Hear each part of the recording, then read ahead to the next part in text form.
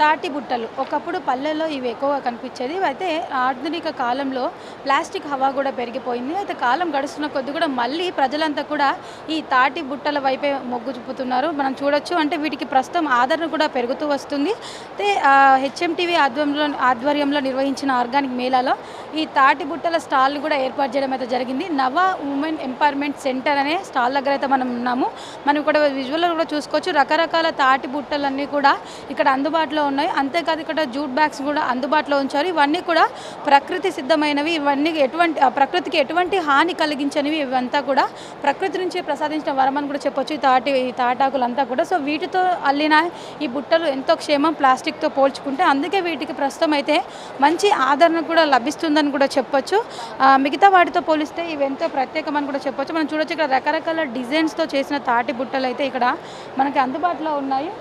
మనం ఇప్పుడు ప్రజెంట్ ఇక్కడ స్టాల్లో ఉన్న అమ్మని అడిగి తెలుసుకుందాము మిగతా సమాచారం. అమ్మ చెప్పండి, మీరు ఎక్కడి నుంచి వచ్చారు, ఎప్పటి నుంచి పని చేస్తున్నారు?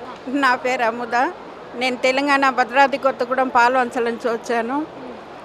ఇది నా సర్వీస్ వచ్చి 25 సంవత్సరాలు. అంటే పాల్వంచలనే వచ్చి తాటాకు బుట్టలు నేర్పిస్తున్నాను. దగ్గర 250 మందికి ట్రైనింగ్ ఇచ్చాను. దీంట్లో రెగ్యులర్గా చేసేవాళ్ళు ఒక 50 మంది చేస్తున్నారు. ఇది 50 డిజైన్లు దీనిలో ఉంది. 50 రకాల బుట్టలు మేము చేస్తున్నాము తాటాకుట్లో.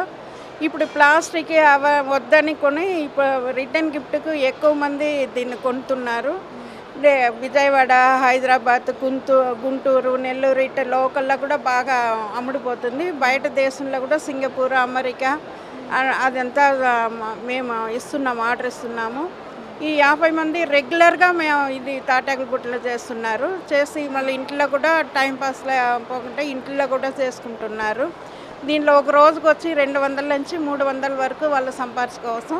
నెలకు 6,000 నుంచి 7,000 వరకు దీంట్లో సంపాదించుకున్నారు. ఇంతవరకు దీంట్లో పనిచేసే వాళ్ళు కానీ మాకు ఈ అవకాశం ఇచ్చిన నవా లిమిటెడ్కు ధన్యవాదాలు.